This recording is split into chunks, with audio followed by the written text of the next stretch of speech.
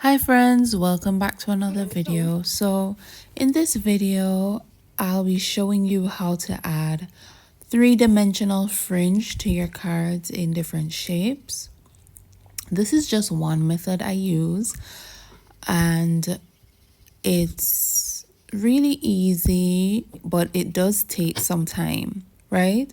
So right now I'm just looping the thread around my fingers as you saw, and I'm going to tie a little piece of thread in the center of this loop, right?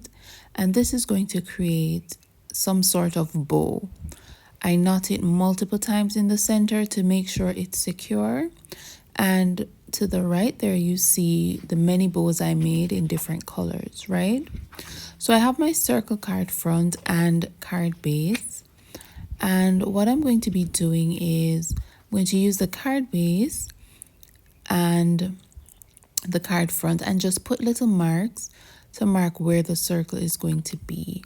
This is just going to help me to have an idea of where I should put the bows. So now I'm putting down the glue inside the area of the circle. Now it's very important that you don't go too close to the edge of the circle, as it will be difficult for the card front to go on if you do. So ensure that you don't go to the edge of the circle. I started out at the edge and it posed a lot of problems for me later on. So ensure you place the glue further in from the edge of the circle that you've drawn on the card base. So I'm just applying glue to the card base, and then I fold my bow in half and adhere it to the card. This is a silicone glue, very quick drying, and a mini one is included in your kit. So this is one way of adhering these bows to the cards. I will show you another way soon. So I'm just putting down the glue onto the paper, and then I'm adhering the thread bows thereafter. I'm using some tiny mini clothespins in order to just hold the threads closed while I'm gluing to make the area a bit more manageable.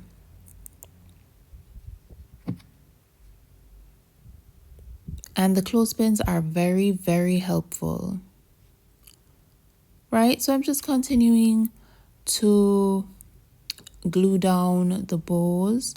When the part that I've glued has dried, I then open the bows and add a little glue on the inside, and that secures them so that no thread actually runs out and the glue is on both sides of the bow, right? So that really adds an extra layer of security, right? So now this method that I'll be doing to attach the bows is my favorite. So what I do, I just run a line of glue along the area that I'm going to be adhering bows, right? Ensure that it's a good amount of glue. Then I place the bows down, spread out like that, right? Place them down along the line of glue. So the center of the bow is on the glue, right? And I keep the bows open so that I can then place another layer of glue on the inside quite easily, right? Place the layer of glue, and this will definitely secure the bows. You can allow it to dry like this, or you can bring the edges together immediately and secure with your clothespins, right? Or anything. You could use larger clothespins or those little stationary clamps, anything that can hold it together. So I'm just filling out the other areas that are a little sparse, right? Filling them out. And I like this design on its own. Even without cutting it, it gives a lot of texture. Very pretty. You could do artwork with this kind of design. So now that I've finished, I'm adding foam tape to the back of my circle card front. Right, so I'm adding foam tape all around so that I have some dimension. To get greater dimension, you can always double the foam tape, right? So it's a bit higher above. So now I'm just placing it over. I haven't removed the protective backing of the foam tape, right? Just to make sure that I can center before adhering. So I just lift one side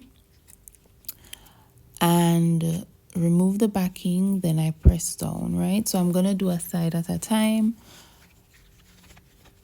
Lift one side and press down the backing, ensure the thread is out of the way, right?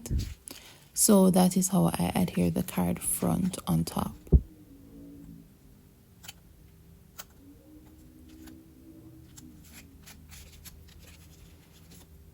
Right, so this is just a close-up of the gorgeous loops of thread, very pretty. Right, so next I'm gonna trim all around because I am doing fringe, so it's a lot of trimming involved, right? And your waist threads can be used for shakers. You can use your acetate sheet, put it behind your acetate sheet to get a nice look, right? So trimming until I get the desired look. And then I'm going to add these little gold beads just as embellishments to give a little fun, more abstract vibe. Before adding the beads, I would suggest you add your sentiment. Here, I actually adhere the sentiment to another layer, another circle card front, and placed over top. So that's the end of the card. Thank you so much for watching.